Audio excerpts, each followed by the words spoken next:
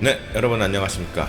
자, 벌써 새해도 중순으로 넘어가고 정말 세월은 물같이 요즘 캘리포니아 홍수가 심하고 계속 여름 장마처럼 비가 많이 오는데 정말 이렇게 물같이 흐르는 것을 느끼게 됩니다. 자, 오늘은 사무엘상 시리즈 네 번째 주제로 이제 넘어오는데, 자, 이 네 번째 주제부터는 소주제로 3주 동안 또 나뉘어집니다. 자, 오늘은 첫 번째로 사울에 대해서 얘기할 건데, 하나님의 섭리, 사람의 선택이라는 제목으로 함께 하겠습니다. 자, 오늘 본문은 사무엘상 9장 16절에서 17절까지 말씀입니다. 자, 한번 같이 볼게요. 16절, 내일 이맘때 내가 베냐민 땅에서 한 사람을 내게로 보내리니 너는 그에게 기름을 부어 내 백성 이스라엘의 지도자로 삼으라. 그가 내 백성을 블레셋 사람의 손에서 구원하리라. 내 백성의 부르짖음이 내게 상달되었으므로 내가 그들을 돌보았노라 하셨더니, 17절, 사무엘이 사울을 볼 때 여호와께서 그에게 이르시되, 보라, 이는 내가 네게 말한 사람이니 이가 내 백성을 다스리리라 하시니라. 자, 한 사람의 개인이나 국가의 역사나 지나온 인생의 궤적들을 보면 수많은 굴곡들이 있음을 보게 됩니다. 어느 누구든, 또 그것이 국가이든, 모든 역사가 평탄하게 꽃길만 걸었던 기록은 없습니다. 그 이유가 무엇일까요? 자, 개인이든 국가이든 제 아무리 완벽한 계획을 세우거나 정책을 수립한다 해도 그 과정에 있어서 수많은 변수들이 나오게 됩니다. 반드시. 또 그로 인해서 결정들을 번복하거나 수정해야만 하는 일들이 생기게 됩니다. 그리고 바로 이러한 순간에 번복되고 또 수정해야만 하는 그러한 순간에 갈등이 빚어지게 되고, 또 그로 인해서 불행한 일들이 발생하게 됩니다. 누군가는 평생을 후회할 수 있는 일이 생길 수도 있는 것입니다.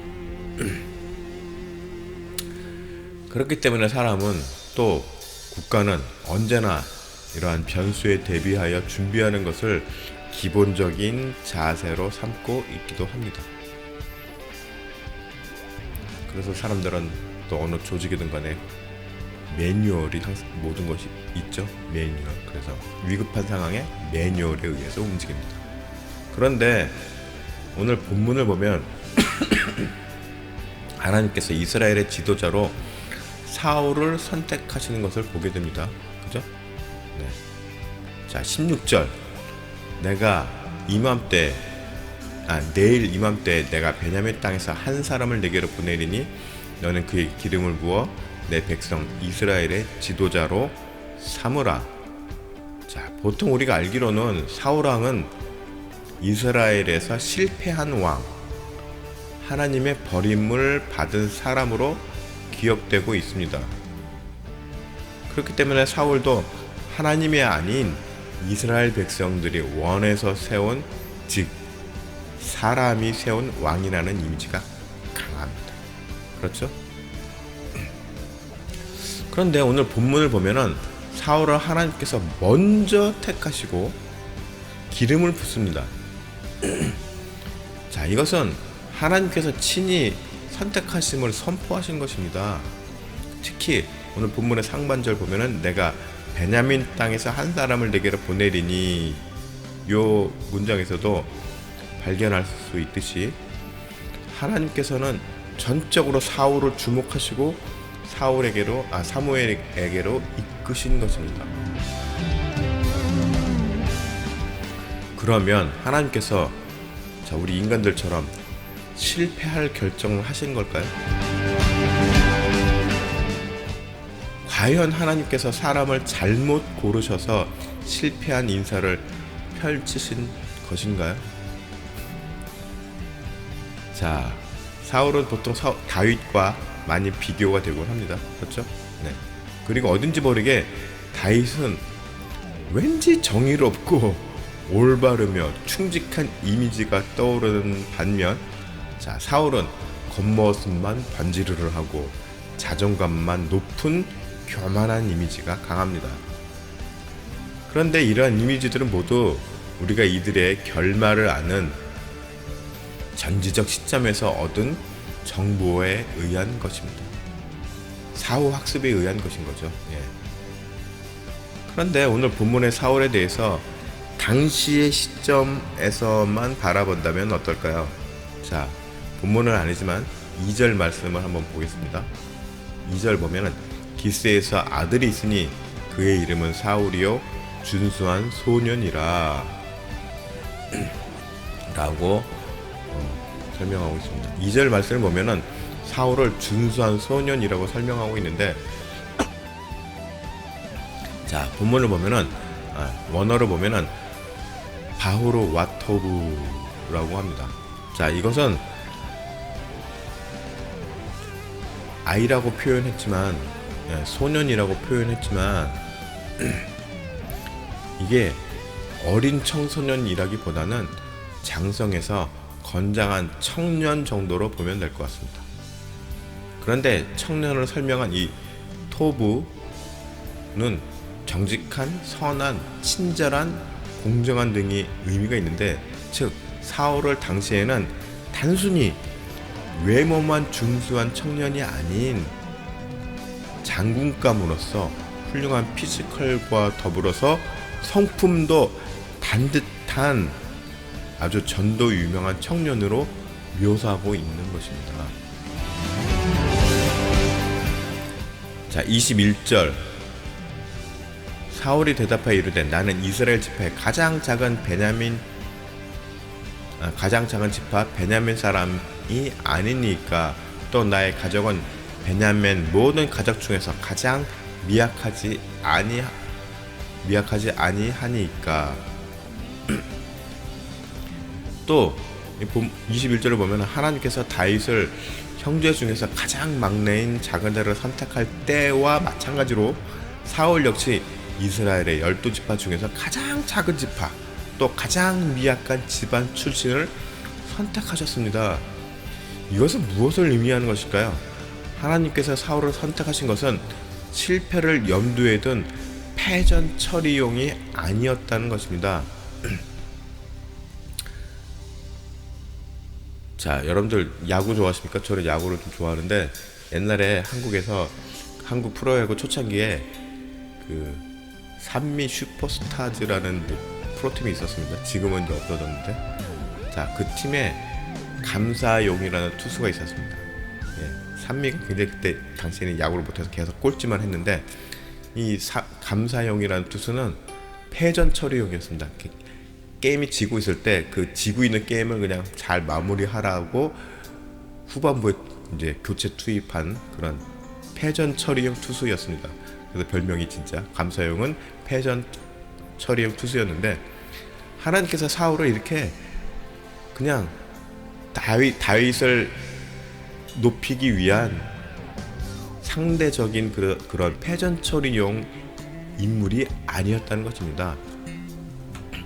하나님께서는 사울도 지도자로서 성장하고 성공하기를 원하셨고, 그래서 그에게 기회를 주신 것입니다. 자, 이스라엘 백성들이 어리석은 요구를 한 것과는 별개로 그 결과로 왕을 세우긴 했지만, 그 세운 사울 왕은 또 성공하기를 원하셨다는 것입니다. 자, 16절 이어가면은 그가 내 백성을 블레셋 사람들의 손에서 구원하리라. 자, 그리고 하나님께서 사울을 선택하신 확고한 뜻이 있었는데, 그것은 사울이 훌륭한 장군으로서 블레셋을 치고 이스라엘에게 완전한 해방을 주시고자 하는 계획이 있었던 것입니다. 또 16절 계속 이어갔습니다. 내 백성의 부르짖음이 내게 상달되었으므로 내가 그들을 돌보았노라 하셨더니.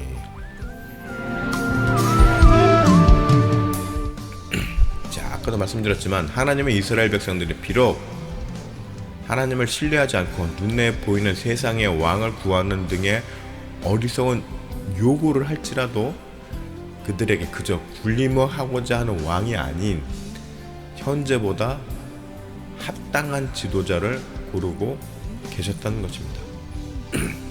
자, 지난주인가요? 우리가 그 개구리들의 왕에 대해서 이야기를 한 적이 있습니다. 우화에 대해서. 자, 개구리들이 신에게 우리들에게 왕을 달라, 카리스마 있는 왕을 달라 그래가지고 나무 토막을 줬는데 시시하다 그래가지고 그 신이 그래? 그럼 어디 한번 제대로 맛 좀 봐라 그래가지고 두루미를 보냈는데 그 두루미들이 개구리들을 다 잡아먹었죠. 이스라엘 백성들도 하나님에게 어리석은 요구를 하였지만 그렇다고 해서 하나님께서는 일부러 성품이 악하고 못된 사람을 왕으로 세운 것이 아니었다는 것입니다. 예, 우화에 나오는 신처럼 그렇게 하지 않으신 것입니다. 하나님은 비록 이스라엘 백성들이 어리석은 요구를 하였지만 그들에게 온전히 선정을 베풀 수 있고 하나님의 뜻을 온전히 이룰 수 있는 제목을, 인재를 세우셨다는 것입니다.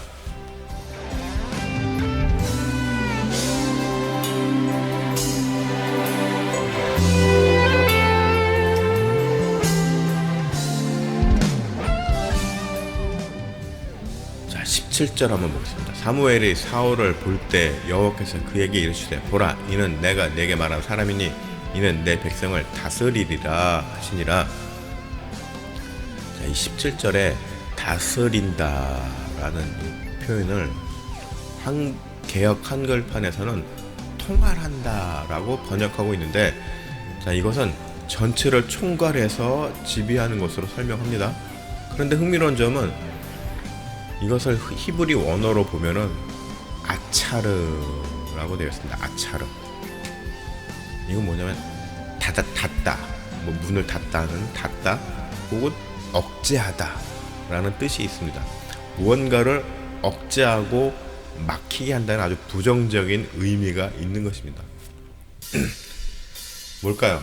자, 모든 상황을 꿰뚫어 보시는 하나님께서 사울에게 부정적인 부분을 보고 계시면 알 수 있는 대목입니다. 그런데 그렇다고 해서 사울의 실패를 이미 단정하였거나 결정된 사안은 아닌 것입니다. 이 사울의 실패는 추후에 다시 자세하게 다루겠지만 어디까지나 자신 스스로의 잘못된 생각과 판단에 따른 결과였을 뿐이라는 것을 우리가 기억해야 합니다. 하나님은 사울에게서 부정적인 미래를 예견하시긴 하셨지만, 그러나 사울이 지도자로서 마지막까지 끝까지 성공하기를 원하셨고 바라셨습니다. 그러니까 끝까지 하나님을 의지하고 따르는 순종의 종으로 남게 되기를 원하셨던 것입니다. 자, 하나님은 오늘도 우리들 각자를 부르고 계십니다. 그리고 거기에는 이미 우리들의 미래를 정해 놓으시고 거기에 따라 그저 이용만 하는 소모품으로 부르신 것이 아니라는 점을 우리는 알아야 합니다. 자, 고린도전서 7장 20절 말씀을 보면은 각 사람은 부르심을 받은 그 부르심 그대로 지내라 라고 말씀하고 있습니다. 현재 나의 상황과 여건 속에서도 우리를 부르시고 주어진 환경을 헤쳐나가서 부르심의 끝까지 자신을 잃지 않고 자기의 자리를 지키기를 원하시고 계시는 것입니다.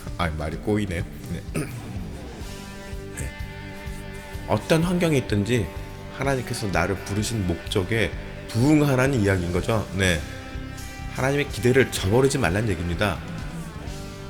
하나님께서 이미 실패할 것을 염두에 두고 우리를 선택하신 것이 아니라 우리가 끝까지 성공하기를 원하시는 것입니다. 그리고 모든 난관을 헤쳐서 하나님의 뜻을 이루기를 원하신다는 점을 우리는 정말 잊지 말아야 하는 것입니다.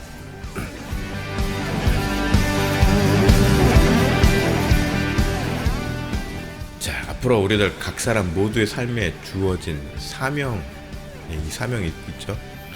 우리가 이 감당할 이 사명에 대해서 이것을 성공시킬지 실패할지는 전적으로 우리들 각자 나 자신의 의지에 달렸다는 점을 기억하시기 바랍니다. 중요합니다. 네. 내가 어떻게 하느냐에 딸린 거지. 네. 이미 나의 운명에 미래의 운명이 결정되어 있는 것이 아니라는 점 너무 중요합니다. 기억하시기 바랍니다. 자, 여러분들 모두 하나님의 부르심에 합당한 마음, 올바른 마음을 갖고 그다음에 하나님의 뜻에 부합하는 선택들을 하고 또 그 선택을 통해서 하나님께 인정받으며 성공해 나가는 그런 믿음의 사람들이 되시기를 축복합니다.